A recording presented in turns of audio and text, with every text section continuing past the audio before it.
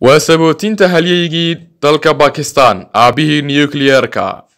يجيسي باكستان كبد بادية دباتة لو جيستو عبد القادر خان oo dhashay 1936 isagoo 16 sano jirkiisa isaga iyo qoyskiisu soo wareegeen dalka Pakistan inkasta oo Abdul Qadir Khan ku dhashay Hindiya ka hor intii aanay kala gooyin u qaybsamin dawladaha Hindiya iyo Pakistan balse markii dambe waxa uu soo wareegay dalka Pakistan isagoo 16 sano jira taasi oo uu ka bilaabay waxbarashadiisii jaamacadda Karachi isagoo diyaariyay cilmiga fiisigiska iyo diyaarinta baaritaanka macdanaha isla mar ahaantaasna waxa uu Abdul Qadir Khan go'aansaday inuu sii wato waxbarashadiisa isagoo u baxay dalka dibadiisa waxaana uu shahaadooyin kala duwan ka diyaariyay jaamacadaha ku kala yaala dawladaha Holland, Jarmalka iyo sidoo kale Belgium bilowgii 70-aadkii Abdul Qadir Khan waxa uu ka shaqo galay warshad ku taala dalka Holland taasoo lagu bacrimiyo macdanta uranium-ka ee laga sameeyo nuclear-ka wax kumaada isla mar ahaantaasna waxa uu helay cadeymo dhameystiran iyo tilmaamo tibaaxaya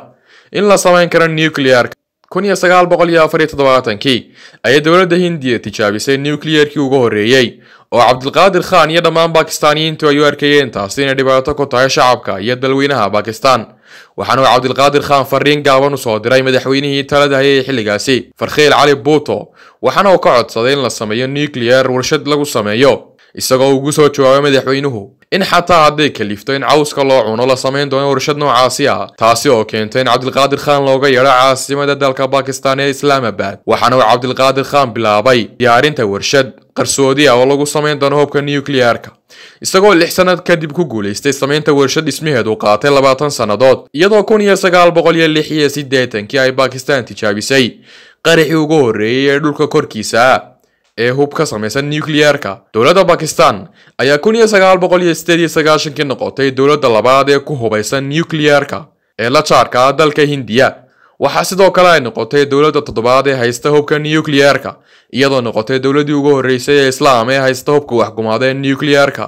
taasi waxay keentay in Abdul Qadir Khan loo aqoonsado geesi iyo haliyay dalkiisa ka badbaadiyay dhibaato soo wajihi lahayd isla mar ahaantaasina uga hiiliyay dalka uu cadawga la yahay Pakistan ee Hindiya oo ay hore u kala gooyeen labada dawladood Abdul Qadir Khan ayaa bishan ku guda jirno bartamaheedii ku geeriyooday dalka Pakistan gudihiisa